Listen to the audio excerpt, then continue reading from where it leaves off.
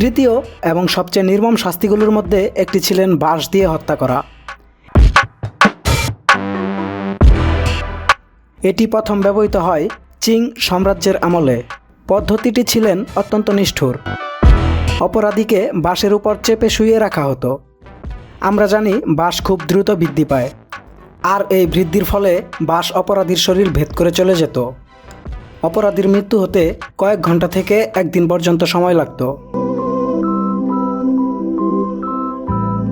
এই শাস্তি সাধারণত গুপ্তচর বা অন্যান্য গুরুত্বপূর্ণ অপরাধীদের জন্য নির্ধারিত ছিল। এটি শুধু শাস্তি নয়, বরং অপরাধীদের জন্য ছিল ভয়ঙ্কর এক সতর্কবার্তা, এক চরম বার্তা। চীনের প্রাচীনকালের এই তিনটি শাস্তি ছিলেন ভয় আর নিষ্ঠুরতার এক ভয়ঙ্কর উদাহরণ। এগুলো আজকের যুগে কল্পনা করাও কঠিন। তবে ইতিহাস আমাদের অনেক কিছুই শিখতে সাহায্য করে, বিশেষ করে মানবতার মূল্যবোধ এবং আইনের ন্যায্যতা। আপনি কি মনে করেন এই ধরনের শাস্তি কি অপরাধ রোধ করতে কার্যকর ছিল? আপনার মতামতটি কমেন্টে জানান।